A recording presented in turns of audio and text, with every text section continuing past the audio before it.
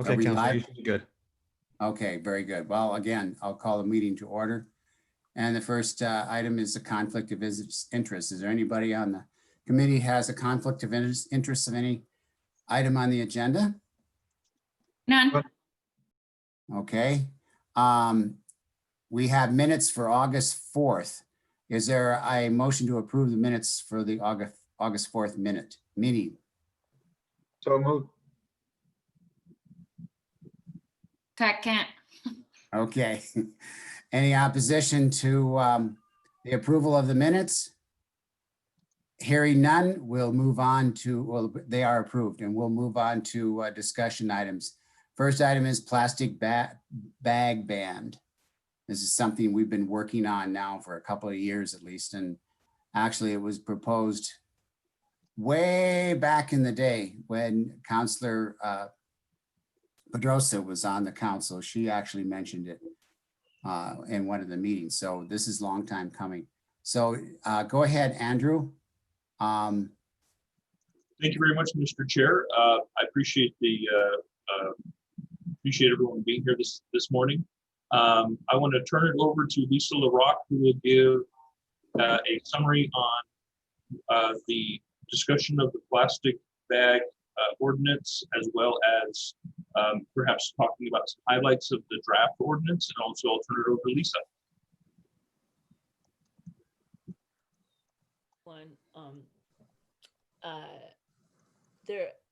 It's hard to imagine the time frame for everything because it does seem like a long time ago since we were working on this, but it was last fall.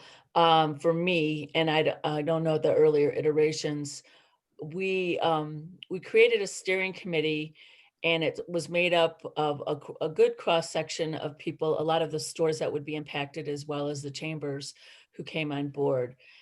And do I have control of this, Andy, or do you? Could you scroll down for me, please? We set up several different listening groups that we hoped were a demographic cross-section of the community. We went to the Senior Center, we went to Community of Hope, we went to Doñana Communities United, the Rio Grande Rotary Club, Weed and Seed for some younger perspectives, and even tried to do a meetup at a bar at the Las Cruces Young Professionals. That's as far as we got with our meetings. And what we did with the adult groups was that we presented the draft ordinance and got opinions on it. We used both paper surveys and also an electronic survey that you can use on your phone called Poll Everywhere. Can you scroll down, please? And with the kids, what we did is we just had discussions. There were a lot of questions that didn't really seem relevant to them. So this was a number of surveys that we got in total. And so if, can you bring the screen up to the survey results and trends comments for me? Thanks, Andy. So this just gives you a sampling of people's perspective on this. Do you support efforts to promote the use of reusable bags? And 85% said that they would. How would promoting the use of reusable bags or an incentive influence your behavior? And the combined effort of these paper and electronic, 73% that they would change their behavior or either continue to use reusable bags. And what are the views on the following? Las Cruces should promote the use of reusable bags through an ordinance or resolution. 61% agreed with that, or agreed or strongly agreed with that. And we understand that this was a limited sample, but it does give you a pretty overwhelming sense that people are supportive of the bag. And I think that's can you scroll down a little more, Andy? I think this just breaks it down in more detail, so I don't think that's really worth it. I did send it out to the majority of you yesterday. What has happened since then is that because is that I I was very actively involved in so we tabled this in the fall, and I was going to bring it up again in the spring. And in the interim, I was working on the greenhouse gas inventory and climate action plan. And then, as we all know, the pandemic hit and a lot of things have changed. I sent an email out to you all about that. And there is a company or a organization that reports on different retail industry activities, RELA, and they had they said that I listed I provided a long list of states and cities, including Albuquerque, that have put either the adoption or implementation of plastic bags on hold or suspended it during the COVID pandemic. There are many retail operations that won't allow you to bring in your own bags, or if you do bring in your own bags, and this is true of Las Cruces, they ask you to bag it themselves because they don't know about these, how sanitary the bags are or what your health condition is. And so those are asked. So although I feel like we have made great strides in this effort and, can continue to revive listening groups, and we have a draft ordinance already made or written, I I feel like it is difficult to do listening sessions right now, and more importantly, that the health and safety of people is a more prominent need than the waste minimization.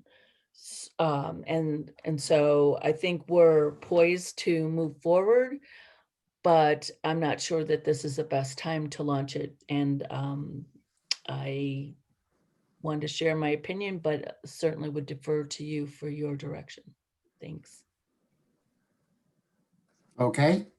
Is there anybody that wants to ask a question? Or Gabe, go ahead.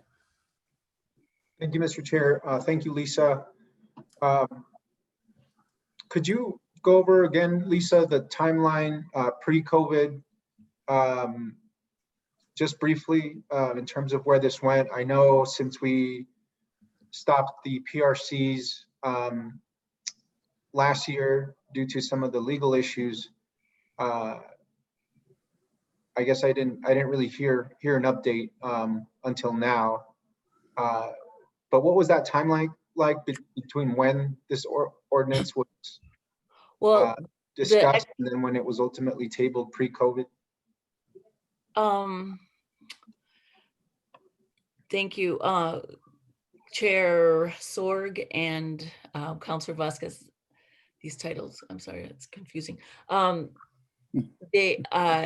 We were actively involved in the plastic bag ban from the late spring of 2019 to the end of August. And we were poised to bring it forward to the council in late September.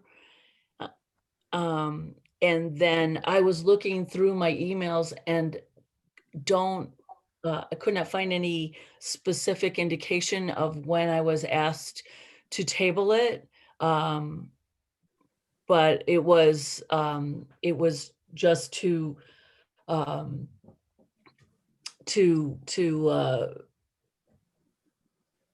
keep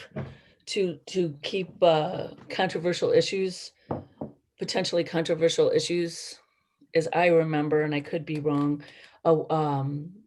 to a minimum during the elections. And then after the elections, as I was involved with lots of other large projects, as I described. And when I was going to bring it up the next spring, this happened. So the timetable is is April 2019. We started the campaign. We got to a certain point by through August. In September, we were going to come forward to the council for a work session, and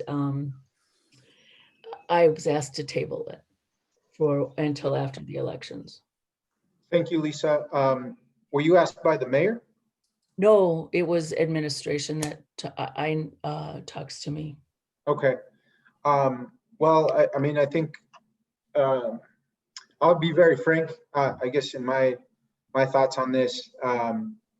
You know, administration doesn't make policy decisions, and with all due respect to the administration here, and this is something that this committee had been discussing for quite some time, and that I was excited to bring in the form of a resolution or ordinance, I guess an ordinance late last year. And there's a big gap there between August and the spring before COVID, in which I think even after the elections in November, we still could have essentially brought this to the council. And so I think this set us back considerably. Certainly COVID is a very justifiable reason not to move forward at this time, considering some of the public safety issues related to the sanitation of bags and that kind of thing. I know I've been to some stores where they don't let you bring your own bag in at this particular time, even though that's something we want to promote for sustainability. But that is concerning to me, that that administration essentially would table a policy proposal because that's something only the city council can do. And so if anyone has any more information on that, I would appreciate it, because once again, we have to separate the policy making from the administrative duties. And I just feel like we've lost some time here on getting this done, especially with all the outreach work that was done. I don't want that staff time and those taxpayer resources that staff spent on collecting this data to go to waste and us have to go back and do more surveys. We certainly can, but it's disappointing that happened.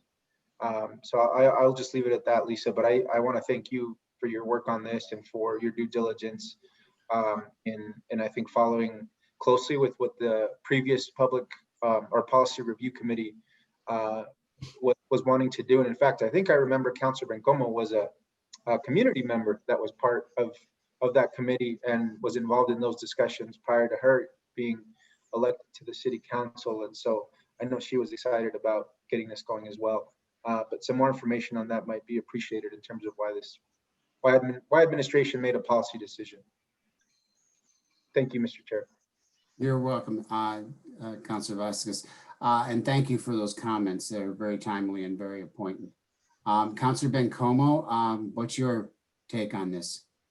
Thank you, Mr. Chair. I noticed Mr. Delahan has his hand up. Do you want to go to him? Perhaps he has. If you would, yeah, okay, that's fine. Mr. Delahan. Thank you, Mr. Chair. Thank you, Councilor Bencomo, for giving me the time. There was not a policy decision made not to bring it forward. There was a policy question that was left with the sustainability, the prior PRC, as to what was the policy intent behind the plastic bag ban that we never got to, and then the policy review committees were suspended. And so the question was, when it was previously presented, was this related to, one, was it an outright ban of plastic bags from a litter control issue? The second question related to that, was it seen as a mechanism for revenue generation or not? Because you can implement the program in such a way that you can actually produce revenue. And there was a proposal from school board member Ray Jaramillo at the time to look at that as a fundraising mechanism for the schools. That's where the question was left with the Policy Review Committee in its prior structure.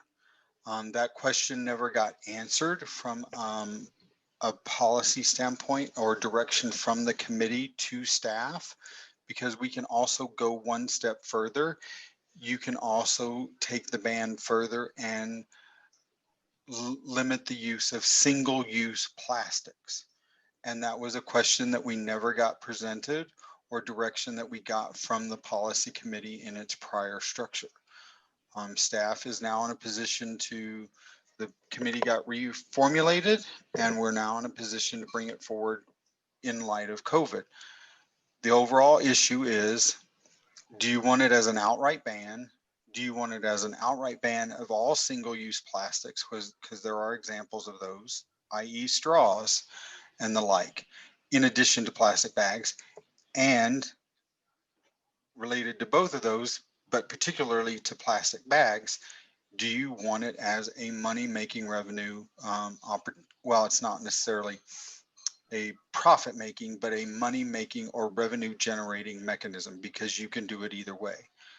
Based on how that direction comes from this committee, then we can start formulating the policy in the form of an ordinance. And it would have to be an ordinance.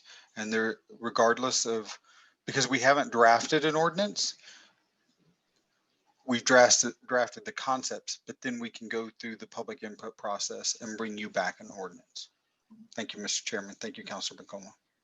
Sure, thank you. Mr. Chair, Councilor Bencomo, may I just respond real quickly to that? Yes, please. Thank you. I just don't want to lose what, you know, I'm hearing two different things, David. I appreciate, I think, your analysis of this, and I do remember us having those discussions, and you're right in terms of what the intent behind the ordinance would be and what would be included in it, including those single-use plastics. I'm hearing it was a political decision regarding the elections, which is much different than what you're explaining. So I want to make sure we separate those two issues because they're different.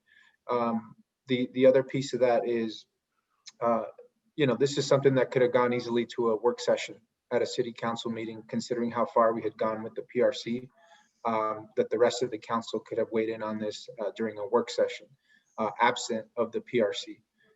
So I want to put that out there, but I wanted to get some clarity on that, and I'm happy to move forward. But just wanted to respond to that. Thank you, Chair. Thank you, David and Councilor Rincon. Thank you, Councilor Vasquez. Very good. Now, Councilor Bencomo. Thank you, Mr. Chair. And thanks everyone, Lisa, especially you for the presentation. I definitely hear Councilor Vasquez's frustrations and understand why that is. Given that we're here now and it appears that we have time, as I was reading your email, Lisa, you made it very clear. I think this has definitely been put a halt at even the best ordinances across the state because of COVID. And so given that we have time, it seems like perhaps this committee can begin to wrestle with some of those questions even more deeply. And then I would definitely like to see this be put on a work session for the council soon, between now and then of the year at least, because I think, depending on what happens with COVID between now and the end of the year, perhaps this can be brought to a regular city council meeting for a vote in early 2021. Again, depending on what happens, right? But if we can get it ready to go, I think we should absolutely do that. I have a couple questions though regarding some of the stuff that was presented to us today. And then I'm gonna have a couple thoughts about the questions that Mr. Dallahan raised that I think are important we continue to discuss. But Lisa, I had a question about the survey. There was a concern raised about some equity issues, and I'm curious if you can speak about that. I think I might know what you're talking about. I know that someone from Community of Hope had mentioned for folks who are experiencing homelessness, who don't have a lot of belongings, who perhaps are carrying things around in plastic bags. That might be it. I don't know. I think it's important that we talk about that and how we could support the community of Hope by providing some reusable cloth bags on a yearly basis. But I'm curious to hear from you what that particular comment was about.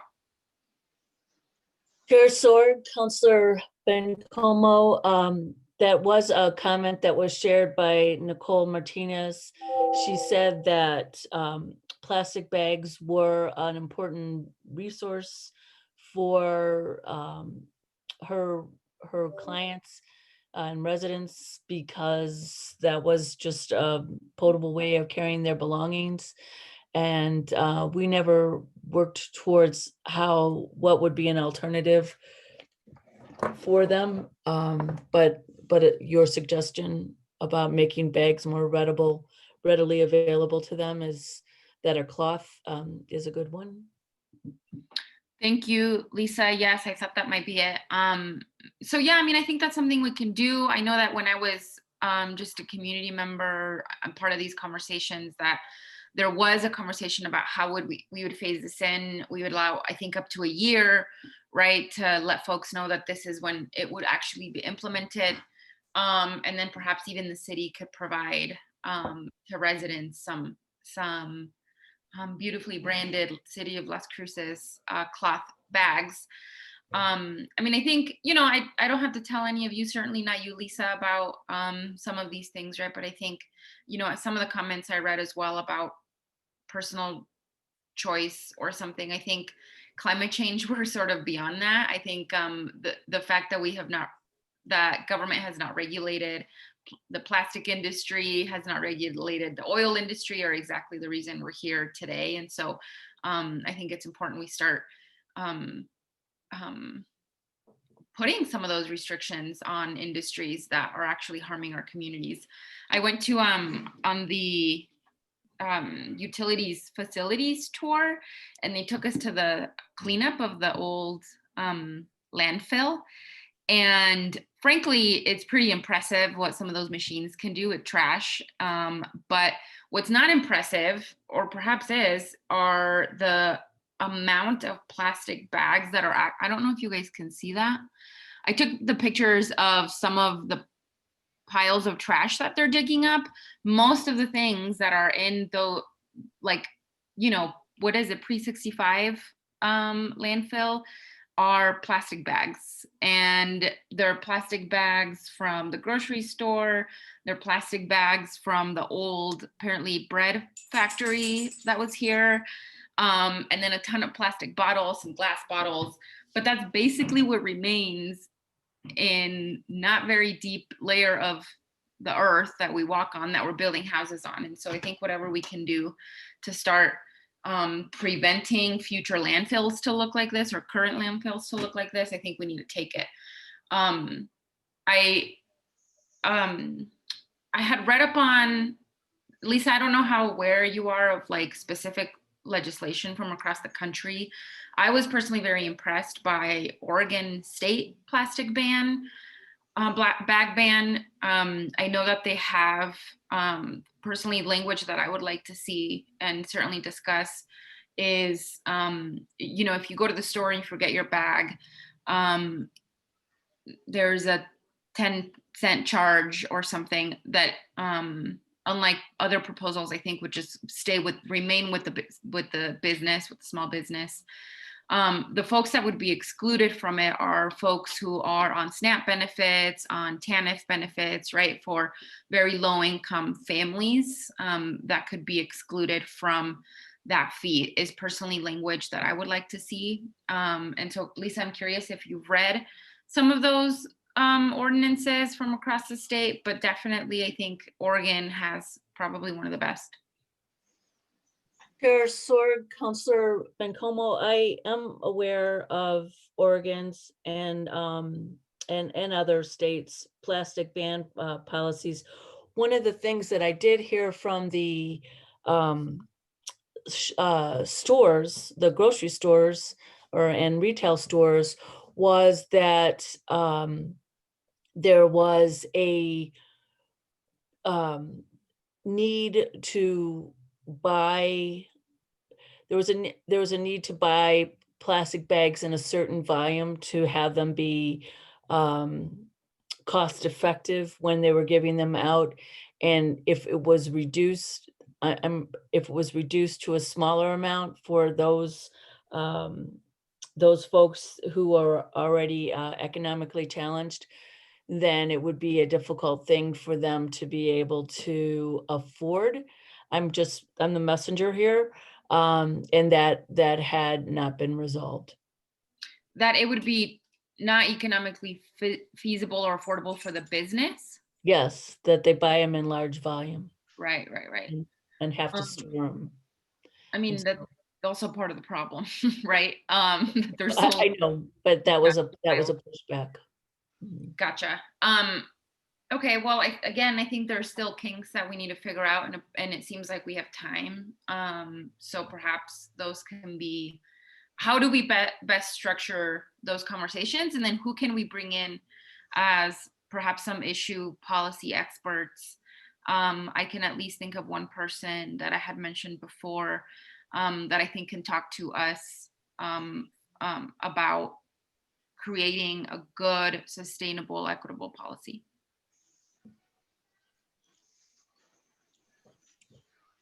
Thank you, Councilor Bencomo. Is there anybody else on the committee here would like to ask a question or give an opinion? You can always raise your hand in the future. And I'll call on you. David? Mr. Chairman, members of the board, it gets back to the basic question that staff needs direction on, and we can discuss further with you at another meeting with more people involved. But is it an outright ban? Is it a ban of single-use plastics, which is larger than just plastic bags? And if it's not, let me jump back. It's a multi-part question. Is it about banning plastic bags outright, or is it discouraging the use? Because if you're talking about discouraging the use, then it's a fee-based imposition. For every time you use a bag at a facility, then you're charged a fee, and then we have to work out the financing mechanism on that. Does that mean that the retailer keeps all of the fee, or is it split between community programs? Do they keep a portion of the fee, and then the remaining portion of the fee comes to the city to support recycling and cleanup programs? Or is it just an outright ban? And if you're considering an outright ban, are you imposing a ban on single-use plastics or styrofoams and the like? Staff just needs direction as to how we can tailor the discussion and to tailor an ordinance going forward.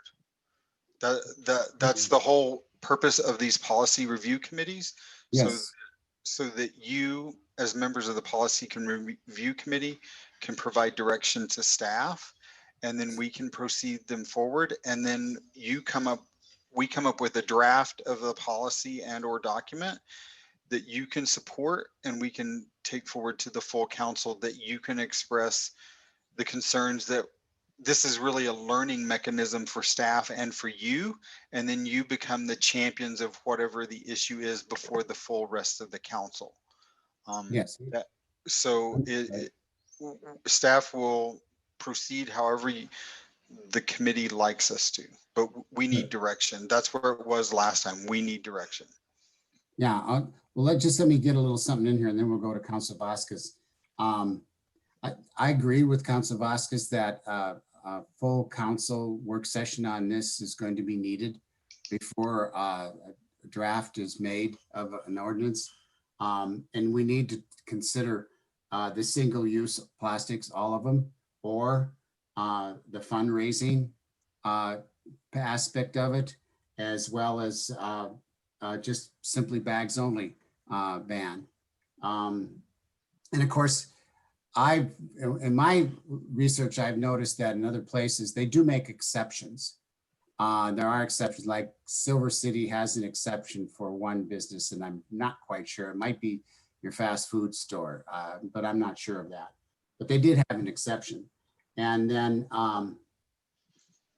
in that presentation, in the work session, we do need to see what other cities and other states, and a handful of other examples. And of course, we always have to keep the equity involved in this too. Councilor Vasquez, go ahead. Thank you, Mr. Chair. You know, I think we should maybe think about phasing this into two separate ordinances, or at least start with the conversation and get the policy right around the plastic bags first, before moving on to single-use plastics, or getting that piece of the policy right first. I think, at least within this PRC, that makes the most sense. I think that has the most impact. And, you know, changing, it's not just about changing the ordinance, it's about changing culture, changing consumer habits, changing the way that that folks experience, you know, this type of particular ordinance in stores and their homes, and et cetera. And so, you know, maybe it might be a good idea to start first with the plastic bag ban, before moving on to the single-use plastics, although I think that those definitely need to be addressed as well. You know, I was thinking about the ordinance, or about the revenue generation piece of that. I am also, well, I'm of the opinion, I think we should discourage the use of plastic bags first, with that 10 cent a bag, you know, cost, that, as Councilor Bencomo said, doesn't get passed on to folks who qualify for TANF or food assistance or SNAP. You know, they should be exempt from that. But in terms of that revenue, you know, at a time when our small businesses really might be looking for some additional revenue, and coming out of the recovery from the pandemic, might not be a bad idea to do some profit sharing between the city and the businesses, if that's possible. So maybe they keep 6 cents and the city takes 4 cents or something like that on every bag. I don't know how significant it would be in terms of the revenue generated for individual businesses. I could imagine it might be more for the city, just considering the volume. And so getting that right, maybe it's 7 cents to 3 cents to the city. I don't know what the right percentage might be, but that also might help with compliance from businesses if they know that they're making something off of discouraging the use of plastic bags. They're going to be more likely to enforce it and to charge for those if they're getting a part of that.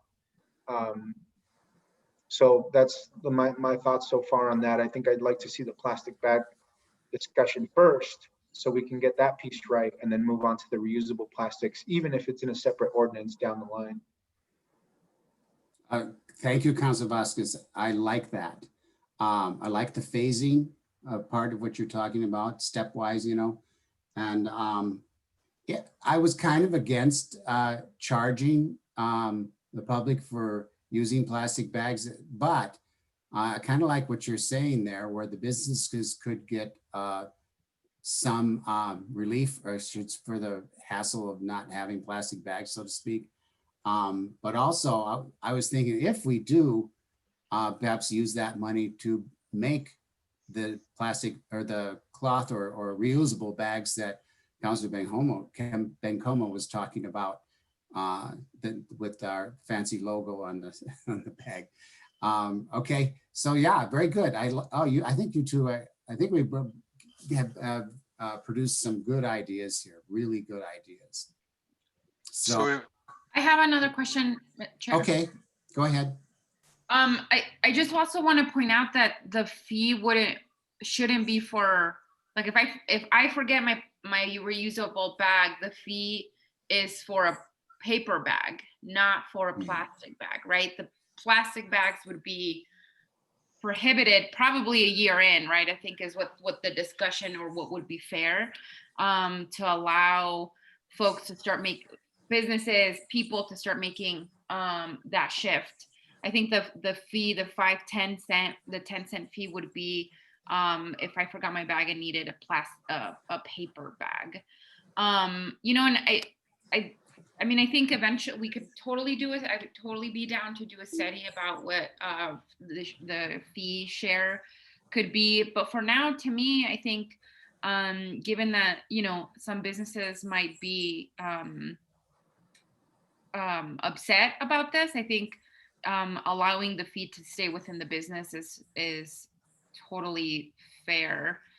In terms of the larger ban, what's the feasibility? At least I would like to see another type study be done. I would love to see us do a ban on styrofoam. I absolutely hate styrofoam. I think it's the absolute worst. But I do agree that we need to get this right. And I think it's a really important step. Again, I would love to hear from folks like Patrick. I don't know if he's on, but definitely want to hear from him. I think he's got some great ideas about these kinds of policies. And what's his last name? I'm spacing his Patrick name. Peck from South. Peck, yeah. Yes, Patrick Peck. And I've had, you know, I think we've all probably had great conversations with him about this and the future of trash as a whole, but I'd love for us to bring him in and loop him into this conversation and perhaps start thinking about what is a study for this larger single-use plastic ban. Definitely though, perhaps we can start with an internal. I see the small styrofoam cups at City Hall that I think we should get rid of. Like, so how can we perhaps even do an internal sort of walk the talk type of policy that city hall, city departments start banning single-use plastics within City Hall and city departments as well. Mr. Chairman, if I Good may, point. Councilor Bencomo, how you would accomplish that? That is a resolution it's similar to the resolution that was passed prohibiting the use of Roundup by city crew on city property.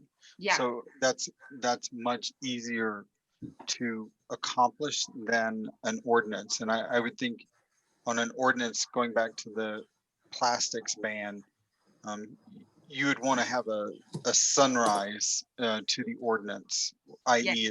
it takes a hard effect date, some date in the future, but there's a 6-month to a 1-year period in which there's an educational and grace period. And you bring up a good point that I had not thought of related to the plastic bag ban was, do you want to discourage plastic bags, or are you still outright banning them and requiring paper bags? I'm hearing from you're outright banning them, but the fee or the revenue sharing or the fee for a bag is for a paper bag. Is that, Councilor Vasquez and Councilor Sorg, is that your desire as well? Because that drives our next steps. Yeah. Yes. Okay. I have paper bags here written down in my notes here. Okay. So paper That's a good bag, idea. plastic bags are outright banned.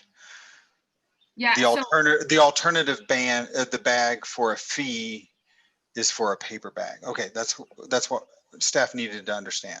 I know that at this point it was like 2 years ago, right? But I know that at one of the presentations I attended at City Hall, when someone presented about this, he had said that the once plastic bag bans are in effect, they see a huge increase in the creation of paper bags, which also has a carbon footprint.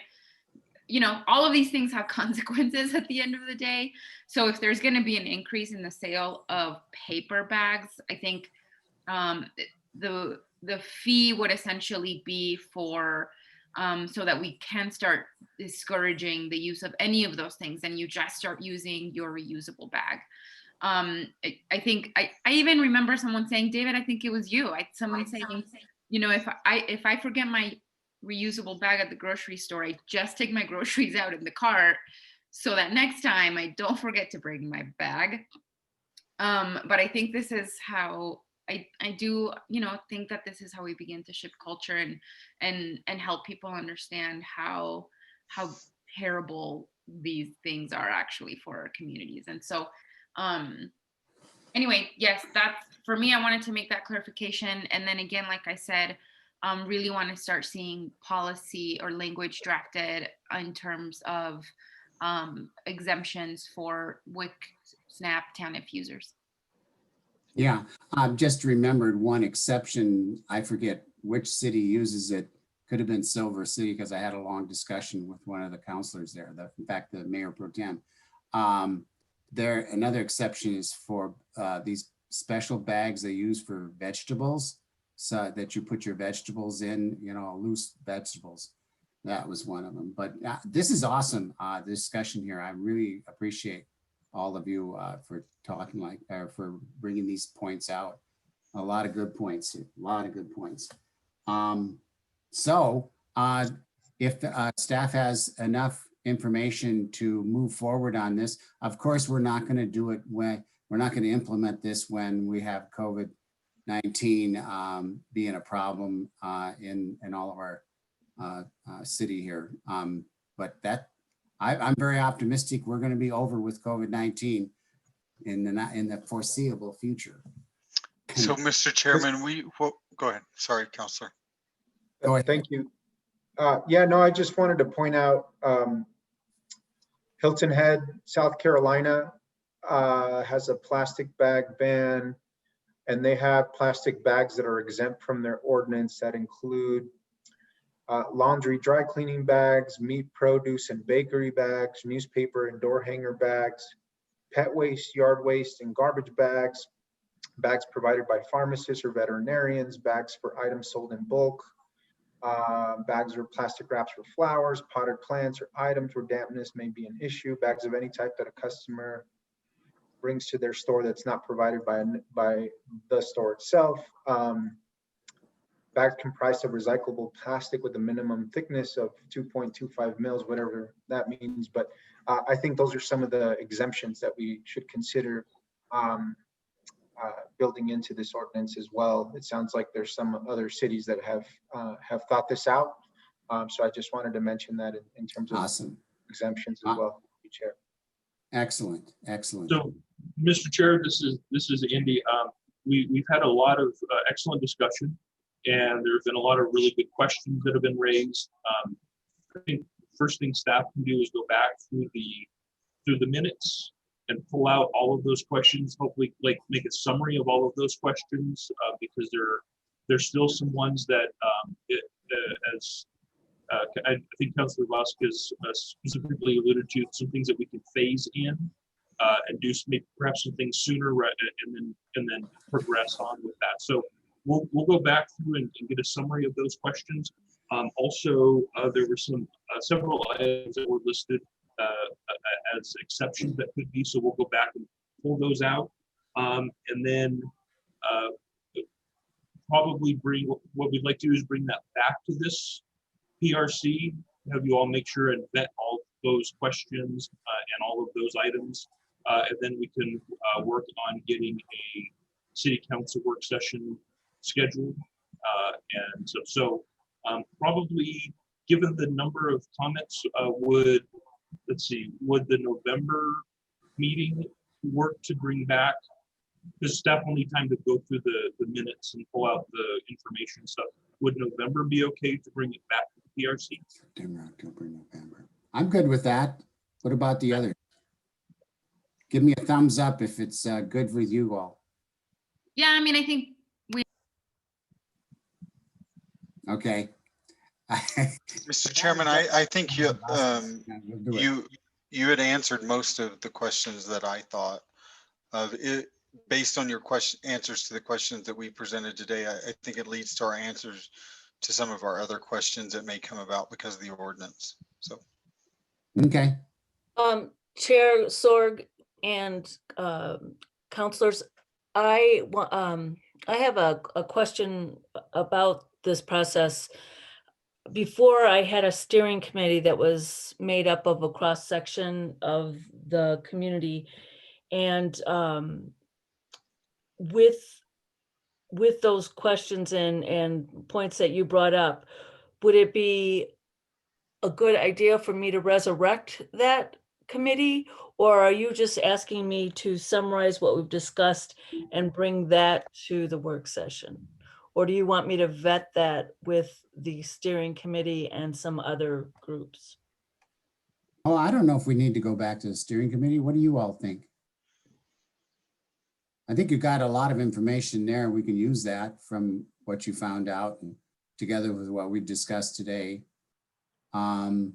So no, I would say let's not belabor this any more than we have to, but we want to be thorough too, of course. We don't want to miss anything too. So let's see what happens here in the next meeting, what you all come up with, and then we'll move on from there. Okay? Mr. Chairman, I would think for the committee's information and for Lisa's, once we get a draft ordinance, there's still we're still obligated to do a general public input Right. opportunity. And this is an ordinance that we can phase in, so we have time to adjust the calendar as needed. I think we're better served by getting you a good draft ordinance that gives you something to think about and ask questions. It's like asking you to go out and target shoot without giving you a target. But Okay. we can give you a draft ordinance to work from, and then that leads to other questions, and then we finalize it fairly in good shape, and then we go out to public input, and then we come back to a council work session for the whole work session, and then we can refine further, and then bring back the final ordinance and adjust the implementation date accordingly. That's how the process should work. Okay, yeah, I'm not opposed to that at all. That sounds good. Let's move on to the next item on the discussion list, in that public transportation, fare, free options, and apps. That should be APPS, right? You have a plural apps or just one app? Yeah, no, Mr. Chair, that's a typo. It should be, I think it should be apps, because we're talking about proposing some. So, Mr. Chair, I'd like to turn it over to Mr. Richard Hanway from Transit to talk about these topics. Good morning, Mr. Chair, ladies and gentlemen. I do not have a PowerPoint. This was brought to me very early, and so I didn't know what the direction of the committee, what exactly you guys were looking for as far as the information. I know that we had been talking about possibly looking at going fare free. COVID has kind of forced us to do that. So we are getting some good numbers. I do have some figures as far as revenue, fares that we've collected in the past, if that's something that you're interested in at this time. Sure, go right ahead. All of that information. Can I share my Hold on. screen? Andy, or is that possible? Sure it is. Let me see here. We share, we're a sharing group. Okay. Let me see. Can everyone see that? Yes. Okay. So I had to do some, I got real figures for fiscal year 20. This is a COVID impacted numbers on the fare revenues for fixed route. $121,000 roughly. Dial-A-Ride, we had about 10,000. Of course, these numbers are very, very low. We stopped collecting fares back in March, and we have not collected any since March. So these numbers are just through July or June 30th. The fiscal 19 numbers are actually an estimation. I did not have time to go back and get the estimate or the actuals, but they are very, very close. We've been averaging roughly about $600 a day in fare collection. And the difference between the two numbers is right on point based on the fares of not collecting since March. So roughly we would be collecting about 200,000, a little over 200,000 a year in just fare collection for fixed route and Dial-A-Ride. We also have revenues that come in from DACC. They actually pay for one of our buses on Route 2. The amount that we usually charge in fiscal 19 was the 174,000. They did get prorated because the schools were closed and we weren't collecting fares. So what we ended up charging them this year was the 112,000. NMSU, they actually pay for the campus routes. and their summer route. And that's an annual fee of about 264,000. This year we only charged them the 190,000 because again, COVID shut down the schools. Mesilla roughly is $29,000. That's based on the amount of ridership. I did not have the numbers this year, so I apologize again. So we're roughly looking at 467, 470 plus a 2, so $700,000 roughly that we collect that would be impacted if we did go fare free. Again, there would have to be negotiation with our partners, DACC, NMSU, and Mesilla, to see if they would still be willing to contribute if we did go fare free. So that there are possibilities that we could still have partners and get some kind of assistance in regard to that. But that's really all the numbers that I have right now. What about the budget numbers there? What, explain. The reason I put the budget up there is I just wanted to show you where we're at. Fiscal year 20, our budget for fixed route was the 4 million, 4.3, and dial ride 1.9 for the total of 6.3. Just so you have a comparison of what it is in our budget. That's just O&M then, operations. Yes. Yeah. Mr. Chairman, I have a question for Go on. Richard. Yes, Go sir. ahead. Yes, David. For the community college and NMSU on the routes that are on the NMSU campus, do they charge or do we charge fares on their behalf to their students on the campus routes? I know we charge fares on Route 2 to the Doñana Community College, but I was questioning NMSU. Mr. Chair and Mr. Dallahan, no, we do not. The campus routes are free. Okay. And they are also they're not charged a profit. We don't profit off them. We just charge them what it costs us operationally and for depreciation on vehicle. Okay. Another question about that. Aren't students charged a fee in their along with their tuition? The fees in their costs at the university for transportation? Mr. Chair, I do not know that they charge the fees that, I know they do not come to us. We used to have, the NMSU used to have an Aggie Pass that they discontinued. DACC, on the other hand, does pay for students to ride free, and they have a pass that they show the driver, and the driver just counts them on. So Okay. as far as the structure that the community college or NMSU has, that money doesn't come directly to us. Yeah, okay, I know, but I just thought maybe, I remember that years ago that there was a conversation about that and I never got the answer to it. Okay, any other comments or questions? Councilor Bencomo, please. Thank you, Chair. Yeah, I think those fees usually are not, I mean, like to the student, they're free in the moment, but they're generally part of their larger tuition and fees. Yeah. Yes, thank you for this, Mr. Henway. I'm curious about ridership numbers and then in comparison from this year to last year. And then if someone can talk about some of the CARES funding that is available to transportation right now and for how long? Mr. Chair, Councilor Bencomo, we do have CARES funding that we are actually using at this time. Let me see here. I might have there's some numbers right there, right? So far we've been this isn't fiscal 19, it's actually fiscal 20. We've already used the 1.23 or 273 million. We still have 4.7 left out of the 6.026 million that we were allocated. This is 100% FTA money with no city match.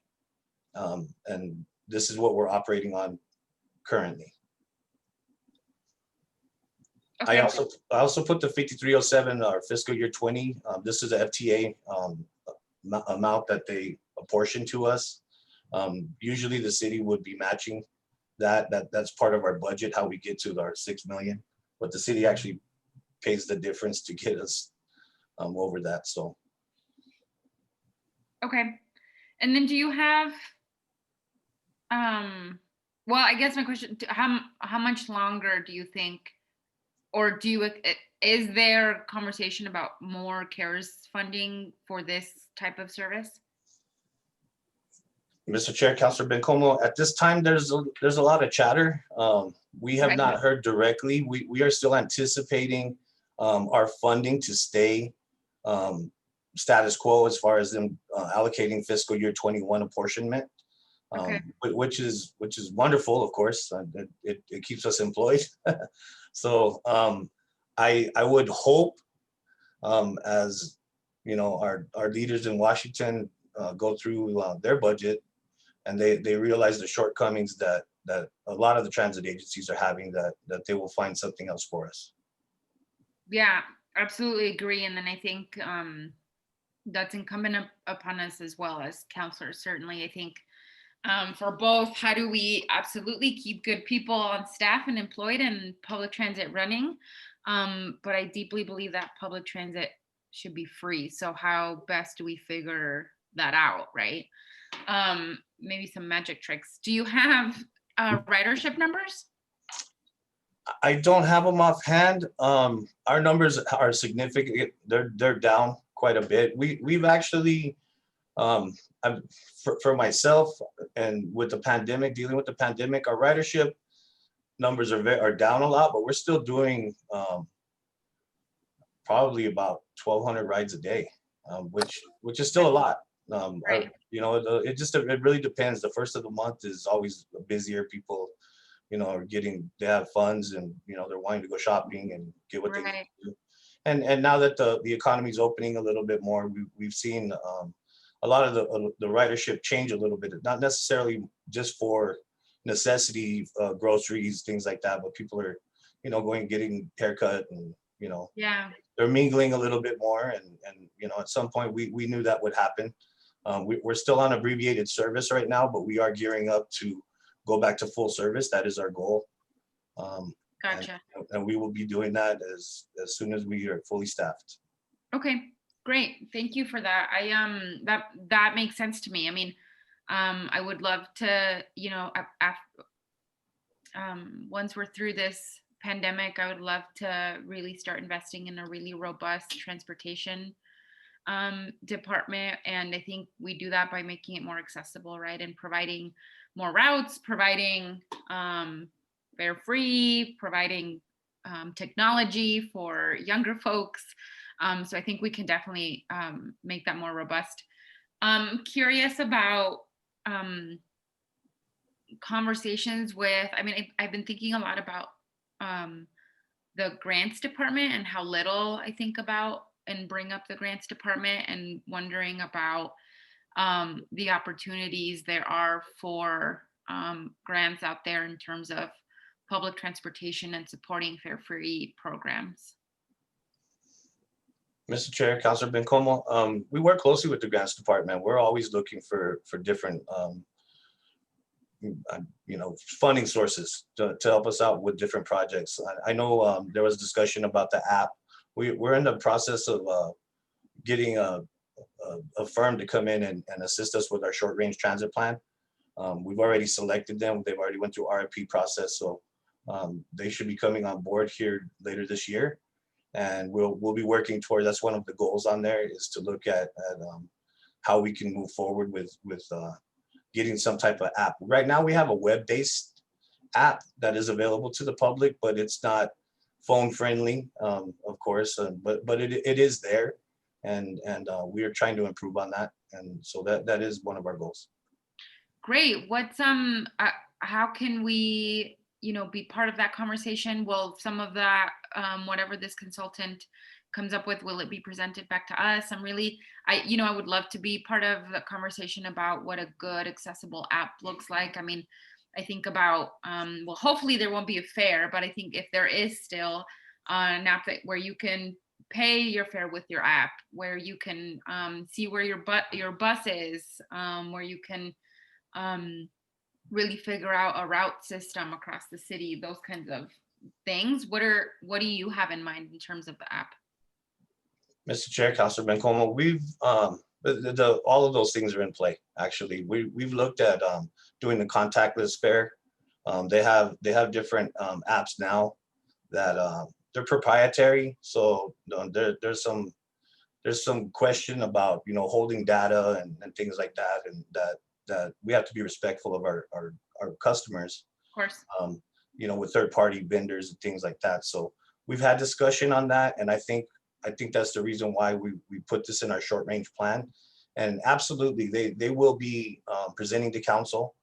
We will be having public meetings and you know, outreach to the community as we go through that process. But it is one of the key parts to that. Great. Thank you so much, Mr. Henway. That's all my questions, Chair. Thank you, Councilor Bencoma. Excellent questions. Excellent. I just have one little quick one before we move on or go to another member of the committee. The $4,752,000, if we don't have any changes in the cost of operations, and how many more months will that money last? Do you know? Mr. Chairman, I did the quick calculations. That's through till May of next year, part of June. So that's probably a little low because Richard mentioned that we're trying to go back to full schedule. So that would increase our operating expenses by going back to full Saturday and later evening hour schedule. So that will, it probably won't last till May or June. I would anticipate April or May. Okay, that's fine. Richard can correct me. Okay. Chair, Mr. Dallahan, I believe you're about correct. Okay. One more quick question then too. You say you're having a smaller schedule or a less schedule than the full schedule we used to have. Are we talking about night routes? You close sooner at night and you don't have as much on Saturday? Explain those, please, Mr. Henway. Yes, Mr. Chair.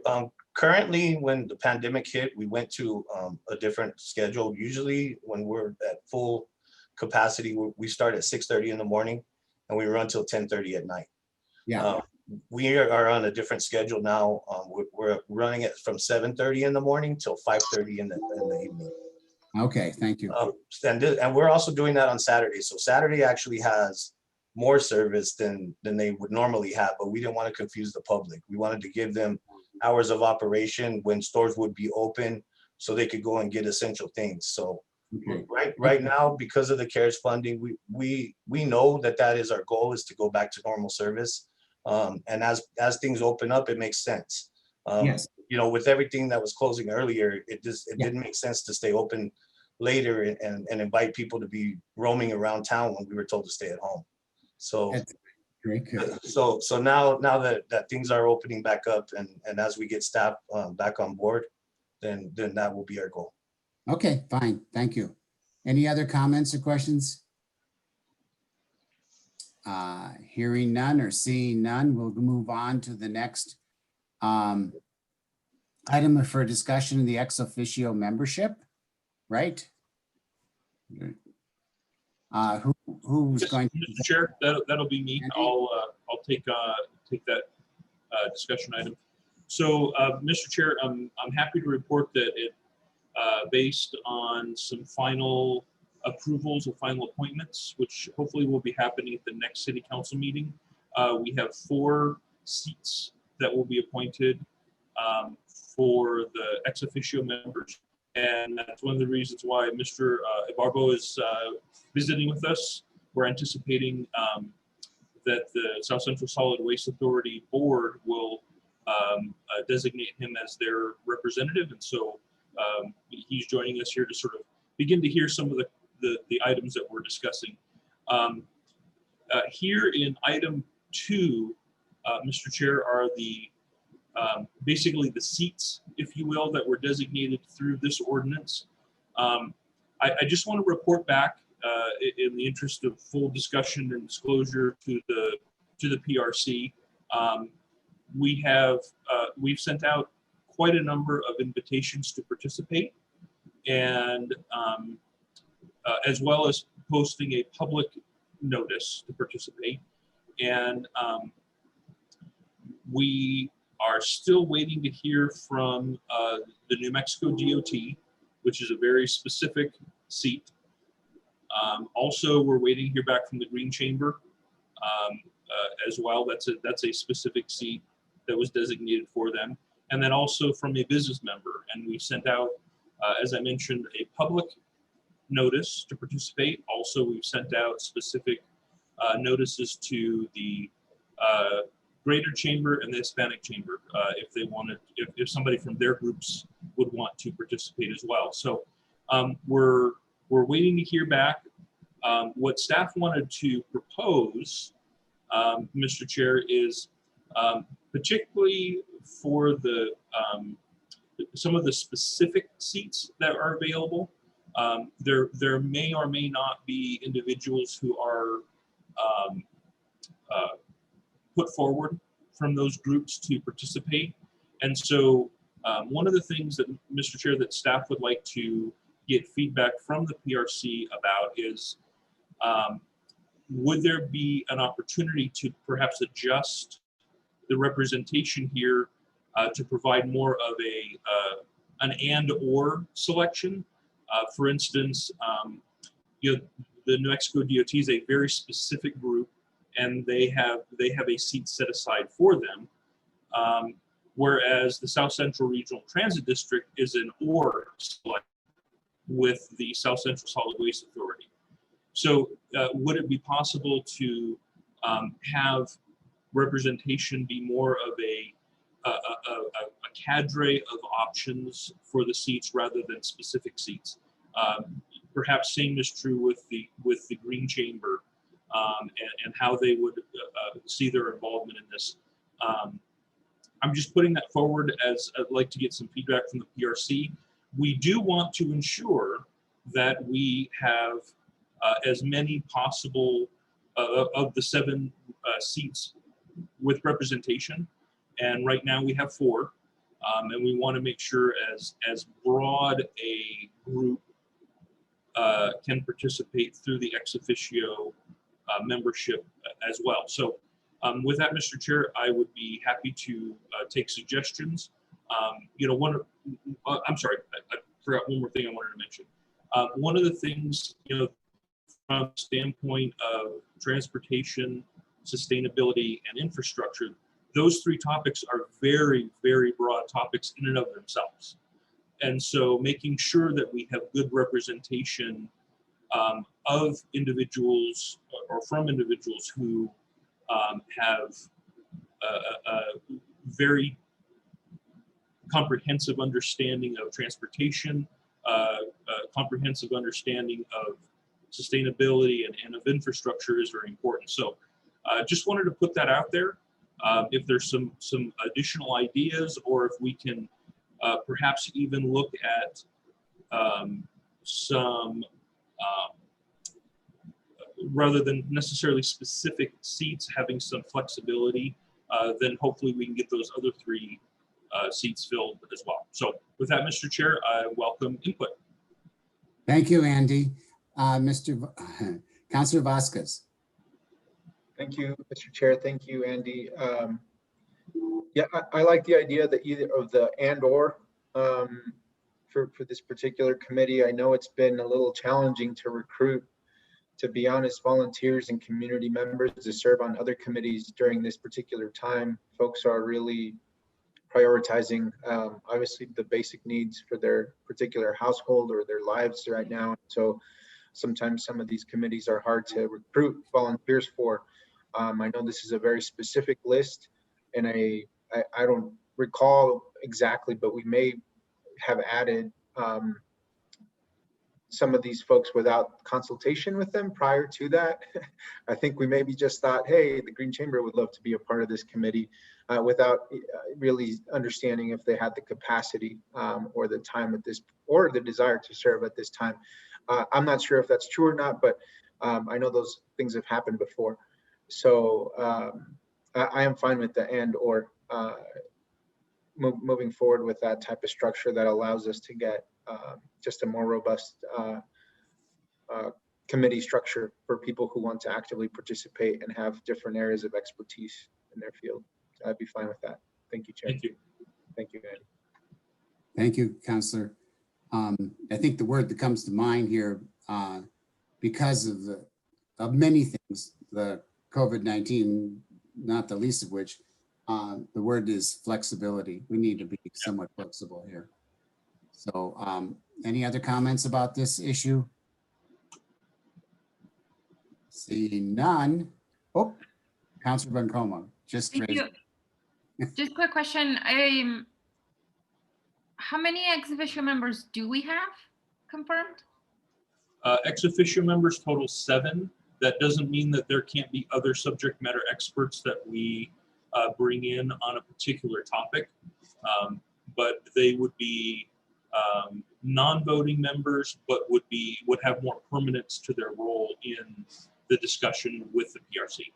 Right, we want to fill 7, right? How many of those do we have? Oh, I'm sorry, I misunderstood your question. Currently, we have 4 appointees that will be moving forward at your next city council meeting. Okay, and those are from what industries? We have energy, minerals, natural resources, South Central Solid Waste, Las Cruces Home Builders Association, and an environmental nonprofit corporation. Okay, Those are the 4.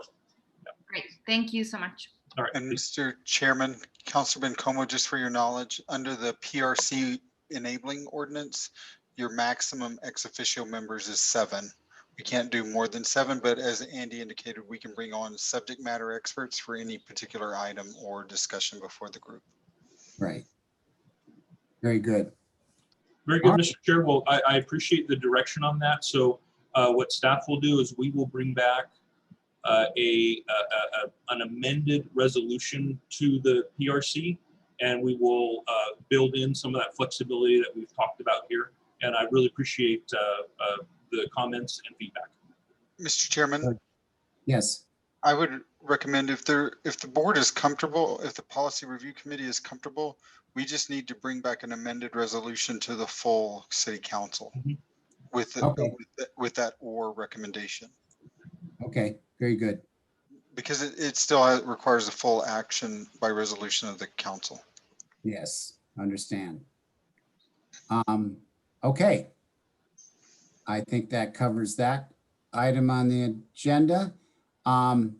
Next is future discussion and task listing. We have city facility use plan. That might need some explanation. New Mexico Green Building Codes. I think where it's pretty clear. Burn Lake Master Plan implementation. Wastewater treatment facility. Pilot project used for use in reclaiming water for other uses. And then the East Mesa Road development. And I would like to add one more. Correct me if I'm wrong, staff, if this isn't the committee, we might start talking about the El Paseo corridor development, a TID or whatever that might be used in the El Paseo corridor. Mr. Dullahan, do you have a answer to that? Mr. Chairman, I don't know that the El Paseo corridor PRC has been decided, but because there is an ad hoc committee, that's where that is working through. Okay. Once under the new policy review committee ordinance, we can only bring a subject to one of the policy review committees. We can't take it to multiples because that ends up with quorum violation issues of the full city council. Okay. Because I wasn't aware there's another committee working on this. there is an ad hoc committee that has been established Okay. there, which has to work its way through. The other committee could be economic development PRC, but Yes, we have to decide which one. Okay. But staff is indifferent. It's one or the other. Yeah. If you want to claim it, then we'll let you claim it first. And Councilor Bencomo? Thanks, Mr. Chair, so you're saying though that the ad hoc committee could present to us, that's okay, because I know there's council members on. Yes, oh, I forgot there are council members. No, we cannot, sorry. Because I forgot. remember the reason I chose not to be on the ad hoc committee was because it would come to this committee, given that a portion of the El Paso corridor is largely, In I your wouldn't say district. largely, but a very important piece is in District 4. And Yeah. so, I actually think we're proposing an amendment to substitute you for Council District 1. You know what, I'm gonna have to get back to legal on because of the structure of the ad hoc committee. I don't know that we can bring it back to any one of the PRCs because of quorum issues. We're gonna have to take it fully to council because there are 3 representatives of council on the ad hoc committee. okay. Well, let if you me go get to back to legal- legal counsel and get back to you. Great. Well, if legal says yes, you can bring it to a PRC, then we should claim it. Okay, Okay, understood. very good. Okay, Chair Sorg and counselors, I have a recommendation for a future topic. This summer, we worked with NMSU and did an extensive data collection on urban heat throughout the whole city and have mapping data to illustrate where the greatest impacts are being felt in urban heat. And concurrently, we did a survey that we reached out to the entire city and then targeted special groups like Community of Hope to understand it from a more qualitative point of view. And I'd like to present it to the PRC. okay, very good. I'm interested. So, Mr. Chair, and correct me if I'm wrong, Mr. Dahl, on this, the city facility use plan, the city council recently passed some bond ordinances that are going to dramatically impact upgrades to HVAC, lighting, all those types of things. And I think one of the things that since it's both an infrastructure issue as well as a sustainability issue from the city's perspective, city staff wanted to bring that forward to update you on all of the projects that are going to be accomplished with that. And correct me if I'm wrong, Mr. Dahlhan, it is a time-sensitive issue. So we could have it as a short presentation at your October meeting because staff is moving forward with that now that the bond ordinances have passed. So that probably would be a good item for discussion item, the first discussion item for October. And after that, Mr. Chair, we can fill in the 1 or 2 more topics for the October meeting. Okay, is that what you're calling the city facility use plan? Yes, sir. Okay, I see. Sure, I'm good with that. Without objection, we'll proceed with that. Could we have the green building codes in October too? I didn't know if Ms. LaRock was ready to present in October with her item. She has actually an expert on this who's willing to come and present to the city of Las Cruces from the state, right? Chair Sorg and council, I do have an expert but I'm actually going to contract with her to do some specific work for the city. So I'd like to wait a couple months to be able to provide you a more in-depth report that would be specific to the city. Okay, well, let's stick it in a few months then. Pick it out. Would Burn Lake Master Plan be ready in October to discuss? Mr. Hume? That's As a far good as question. Sure, go ahead. Mr. Chairman, I think so from an implementation standpoint, just to update you, yes. Oh, okay, good. And then wastewater treatment facility. Oh yes, this is utilities. This has been talked about quite a bit. I don't know where we are on that. Can that be also part of October? That would give us 3 right there. And then the other 2 on the list there goes to November. Mr. Chair, I would defer that to either Adrian or Delilah as far as their availability or what utilities might be looking at as far as being able to present on that topic. Yeah, step right in, utilities. What I can do is I will get with technical support to see where that's at, because I believe this is the one where we were going to use the effluent that goes there in the floodplain before it gets to the river. Isn't that correct, Councilor Sword? Oh, is that it? That's what I I'm don't think so. No, I don't think so, Chair, if I may. Oh, Bencomo, okay. you explain. Yes, I had brought this up at our first meeting, I think, because we had just come back from the utilities facilities tour, where we visited the wastewater treatment facility, in which they described to us that there would have to be a legislative sort of policy to allow the Las Cruces utilities to have a pilot program where that treated water could go through a couple more steps in order to become potable again. So, We're talking Councilor about- Sword, Councilor Bencomo, Adrian is working with she has some contacts with the Rio Rancho Water System and Bernalillo Albuquerque Water Authority. And Councilor Bencomo is correct. This is something we talked about that is related to the ASR project, where we can maybe do water injection back into one of our test wells to prove that, because right now to do injection, you have to be fully potable. And we're proposing being reclaimed, classified in order to do a pilot injection project. So we do need a legislative solution to allow for that pilot. So Adrian is following up with some other agencies that are proposing similar pilots.